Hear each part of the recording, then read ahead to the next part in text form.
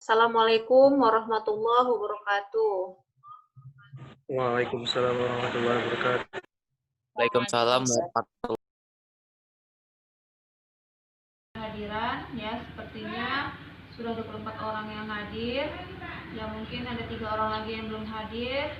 Mungkin kita sambil menunggu ya.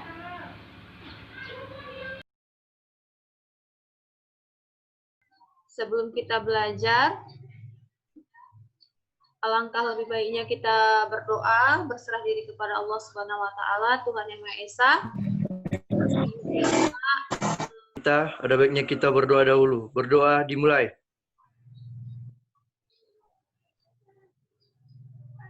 Berdoa selesai.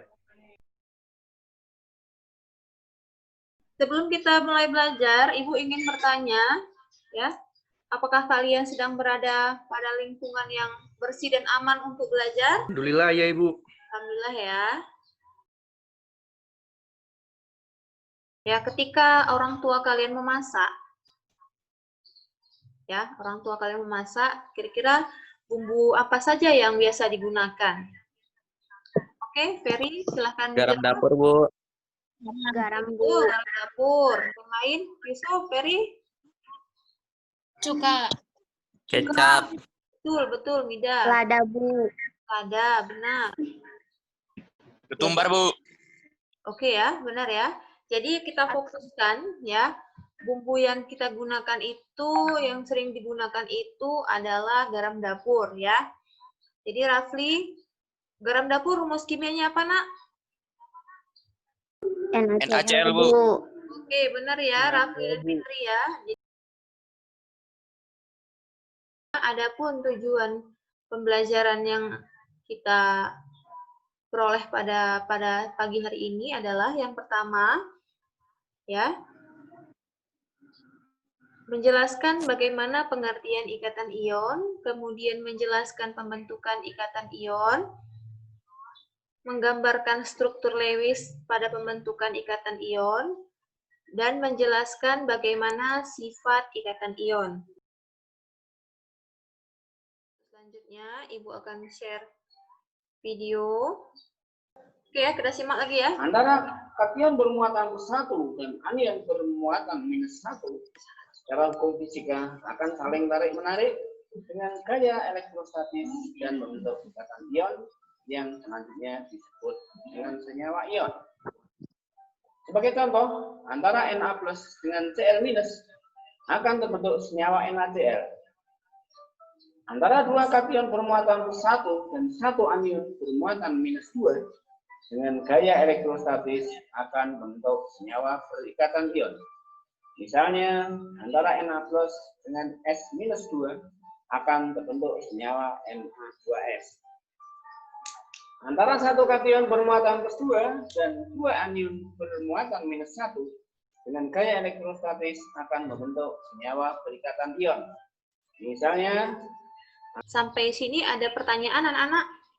Paham ya? Ya, Bu. Oke. Selanjutnya, ya, pada Google Classroom, Ibu sudah share LKPD, lembar kegiatan peserta didik yang bisa kalian unduh. Ya, setelah kalian unduh, kalian kerjakan. Dan kita akan melakukan diskusi tanya jawab di WA group ya. Jadi kalau nanti pengerjaannya ada yang tidak paham, kita akan bahas di WA group.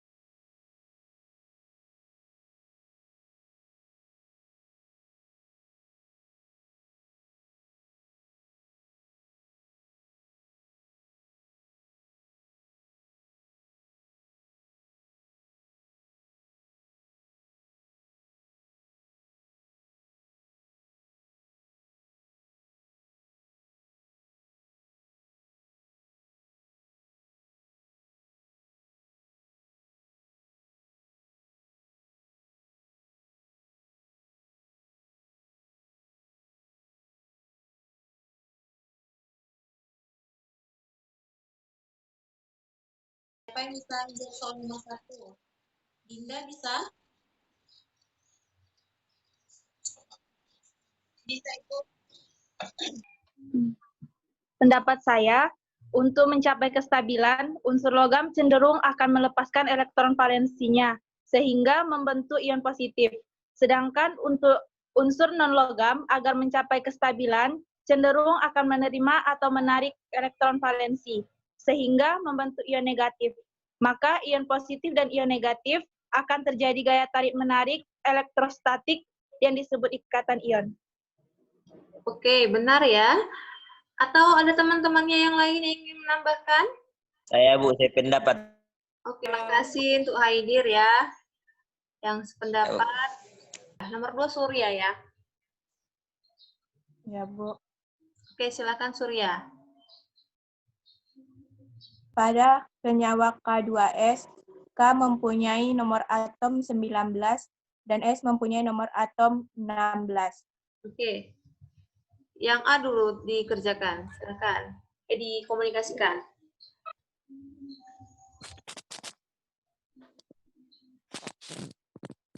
K19 sama dengan 2881. Melepas 1 elektron valensi menjadi K positif. Karena S menangkap 2 elektron, maka jumlah K harus 2. Oke, benar. S 286 menangkap 2 elektron menjadi S2 negatif.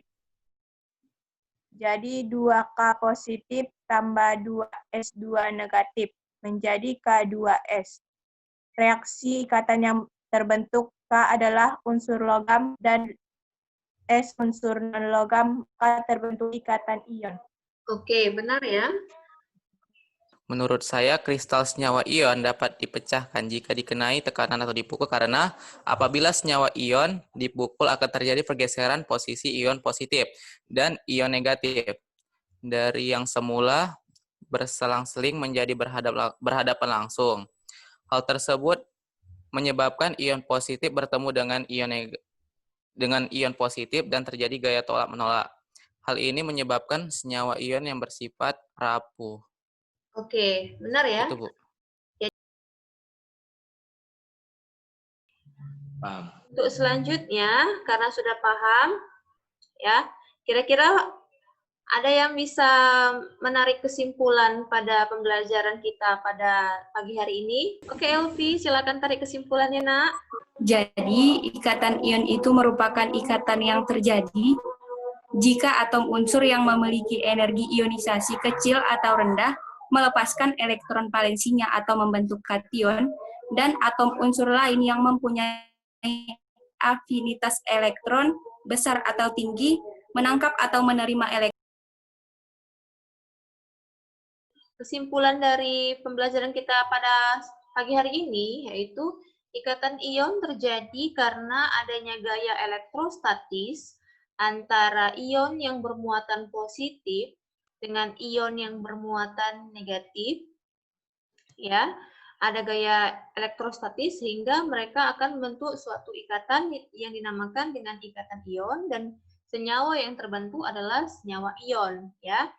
Kemudian untuk struktur ikatan ion itu ya susunannya ion positif, ion negatif, ion positif, ion negatif, dan sifatnya itu ya akan rapuh apabila dikasih tekanan yang posisi ionnya tadi menjadi ion positif-positif. Ketika jumpa ion yang bermuatan positif dengan muatan positif, maka dia akan tolak-menolak sehingga mengakibatkan senyawa ion tersebut menjadi. Silahkan kerjakan soal evaluasi yang sudah Ibu share di Google Classroom. Dikerjakan, ya, kemudian nanti dikirimkan jawabannya ke situ langsung ya. Untuk pembelajaran pertemuan selanjutnya, kita akan belajar mengenai ikatan kovalen. Silahkan belajar, Bu. baca dan pahami materi yang sudah Ibu share di Google Classroom. Demikian pembelajaran kita pada pagi hari ini. Semoga apa yang kita pelajari hari ini menambah ilmu pengetahuan kita, ya, dan bermanfaat untuk kehidupan kita selanjutnya, ya. Ibu tutup. Billahi taufik wal hidayah. Assalamualaikum warahmatullahi wabarakatuh. Waalaikumsalam. Waalaikumsalam.